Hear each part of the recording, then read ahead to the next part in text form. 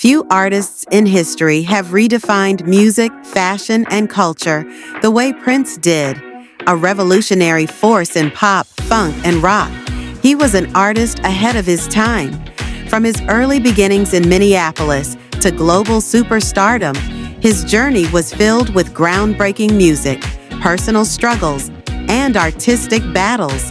In the next 10 minutes, we will take you through the extraordinary life of Prince Rogers Nelson. Born on June 7, 1958, in Minneapolis, Minnesota, Prince Rogers Nelson was destined for music. His father was a jazz pianist and his mother a singer, ensuring that music was in his blood. From a young age, he showed an uncanny ability to play instruments, mastering piano and guitar by the time he was a teenager. In favor of the picketing? Yep. How come? I think they should get a better education too, and I think they should get some more money, cause they be working extra hours for us. Despite his immense talent, Prince had a tough childhood. His parents divorced when he was young, and he struggled with finding stability, but music became his refuge. By his teens, he was already forming bands, playing at local venues, and catching the attention of producers who saw his raw talent. Prince is 13 years old and he's living in his father's house because he left his mother's house when she married a man he hated. His father, Big John, had lots of kids, but he wasn't really ready to be doing day-to-day fathering. He was a musician himself. He'd be in the factory by day and in the clubs by night. Having a 13-year-old around all the time was whatever. John had at least one important rule for Prince: no sleeping with girls at my house. But even at 13, Prince was a ladies' man. He was already friends with Morris Day. He's the one who told me this story. And the two of them got two lovely young ladies to come back to the house, and they put the mattresses on the floor so they'd make less noise, and they thought they'd slip one by old Big John. They did not. He knew what had happened, and he came home and confronted Prince. That was the night Prince got kicked out. He really had nowhere to go for a minute. A little couch surfing. He ended up living in the home of the mother of Andre Simone, a woman named Bernadette, who was like a second mother to so many of the kids in the neighborhood. He lived there in her basement till he was about 17, and it was there, practicing and listening and playing all the time, that he started to become the musical Prince that we know. At just 19 years old, Prince signed a record deal with Warner Brothers. His debut album, For You, showcased his ability to play every instrument and produce every track himself, an early glimpse into his genius. But it was his next albums that catapulted him to stardom.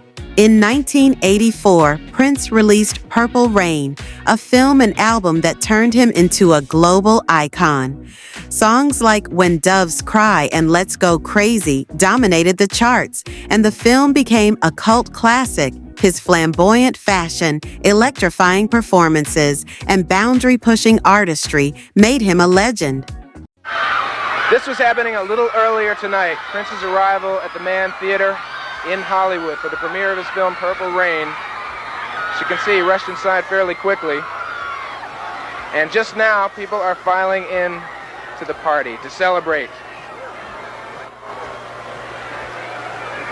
Prince and Michael Jackson were often compared, but their rivalry went beyond the media's perception.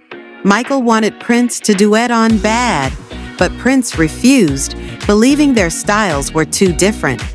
Though both were musical geniuses, Prince prided himself on his ability to play instruments and maintain full creative control over his work. Michael Jackson is a savage for this. The year is 1983. The air crackles with the electrifying energy of a James Brown concert. Michael Jackson, the undisputed king of pop, is enjoying the show when he receives an unexpected invitation to join the godfather of soul on stage. Michael Jackson! Roll Michael Jackson! Michael Jackson! Michael Jackson!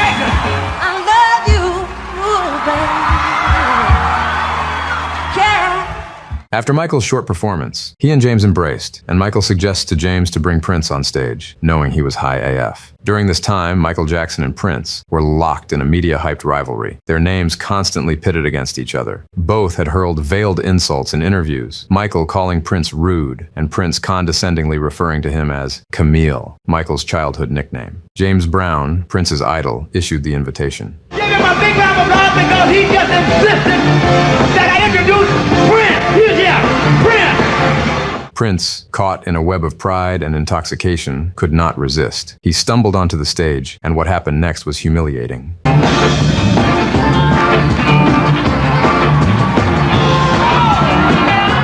Prince, embarrassed by his own performance, was heated. According to Quincy Jones, he sought revenge in the parking lot, waiting with his limousine, his plan, to run over Michael, LaToya, and their mother Catherine with his limousine. Fortunately, people calmed him down, and the potential tragedy was averted. Prince was not just a musical innovator, he was a fierce advocate for artists' rights. In the 1990s, he famously fought with Warner Brothers over creative control, changing his name to an unpronounceable symbol and writing slave on his cheek during performances. This battle over ownership of his music was a defining moment in his career. Well, I think once I started writing slave on my face, I pretty much knew the outcome. I mean, you have to understand that that word on one's face pretty much changes the dynamic of any meeting that you're in when they see it. And how did people react to you when they did see it? Well, the record company didn't really say too much. They just kind of... All right, what's the business at hand today? You know, and that was it. Well, it's not your game. You didn't make the rules, so everything comes hard. And as long as you're signed to a contract, you're going to take a minority share of the winnings. A select few of us will do well. The majority will not. So as a people, we'll be considered a minority. But stop. Let's take a moment and look at yourselves. There's nothing minor about you. You are a blessed people. You're the most... Such a big deal back then is ever since my third album, I wasn't really taking large advances from the recording companies. I was recording the albums myself in my own studio. So the way I looked at it, I owned the work because I paid for it. And I did all the work. I created it, so I felt like it should belong to me. That said, the companies felt otherwise, and they would always hold this contract up and say, well, you signed it. And I say, well, I understand that. It's not like I want to leave. I just want to, you know, talk about this thing and see if we can't make it more fair. Of course, they wouldn't change, because if they changed, they wouldn't really exist. And that's kind of the situation we're in right today. Prince was known for his romantic relationships with some of the most famous women in the world, including Vanity, Sheila E., and Carmen Electra. But his greatest love story was with his first wife, Mayte Garcia. Their relationship was filled with highs and lows, including the heartbreaking loss of their child. Music was like the soundtrack to your life. But there's no one for whom that's more true than Mayte Garcia, the belly dancer turned author who traveled the world by Prince's side. For years, she was his wife, his muse, his best friend. And now she's drawing back the curtain on their private moments together. Here's ABC's Nick Watt. 1984, the year Prince smashed into our collective consciousness with the Purple Rain movie, album, that motorcycle, the heels, and an otherworldly aura. I don't know any other man that could wear eyeliner and wear heels and be a cool dude. It's not going to happen again. Partners in life and music together, Mayte Garcia and Prince made the video for the morning papers here in LA's Griffith Park. I'm honored to have known him and shared what we did together. Now, nearly a year after Prince died of an unintentional overdose, Mayte reveals her side of their story in her new memoir, The Most Beautiful, My Life with Prince. Talk about him being not particularly lucid, perhaps an aspirin overdose. There were some signs there. There were signs. Once she says he was taken to the ER after what he convinced her was an aspirin overdose. You never saw him taking drugs? I never saw him taking drugs. I never saw him drunk. Marijuana, never. And the aspirin, I believed him. I felt bad for you during parts of this book. I know that people would probably be angry with him. I hope that I turned it around and made you appreciate and respect Prince. Prince is the kind of guy I just can't imagine having an everyday life. Tuesday morning breakfast. What's he like? His mornings were sometimes 2, 3 in the afternoon. Disclaimer that right now, he's not your average guy, but he loved driving in the car. He loved Tostitos.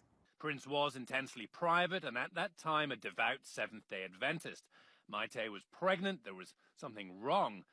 She claims Prince declined medical intervention. The faith that he had just made me believe that everything was going to be okay. It wasn't. Their baby Amir died of a rare genetic disorder, Pfeiffer syndrome, at just 1 week old. It's the worst thing that ever happened to me and to him, I think. A week later, they appeared on Oprah. Prince insisted. What is the status of your baby? Well, our family exists. We're just beginning it. Amir is already dead. It's all good. Never mind what you hear. I knew we had an album to promote, and the faith that kept me going was that we were going to try again. Prince called the shots. He made the decision that neither of you would be there when Amir passed. I wouldn't have survived that. But you weren't given the choice. I know, I wasn't given the choice. And I was very, very resentful for many years. In his later years, Prince continued to tour and create music, surprising fans with his unmatched energy. But on April 21st, 2016, the world was shocked by his sudden passing at the age of 57 due to an accidental overdose. The loss of Prince left a void in the music industry that can never be filled.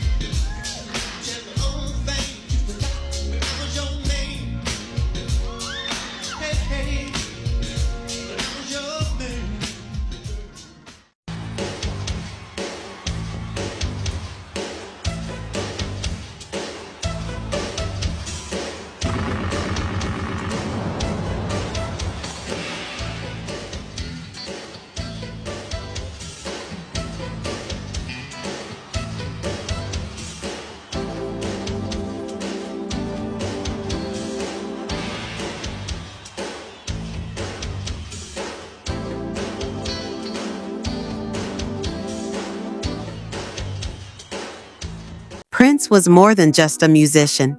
He was a visionary. His influence can be seen in countless artists today, from Beyoncé to Bruno Mars. His music, his fight for artists' rights, and his dedication to pushing artistic boundaries continue to inspire generations. Prince once said, "A strong spirit transcends rules." And that is exactly what he did. He defied expectations, revolutionized music, and left a legacy that will shine forever. If you enjoyed this video and want to see more in-depth stories about music legends, don't forget to like, share, and subscribe to our channel. Thank you for watching.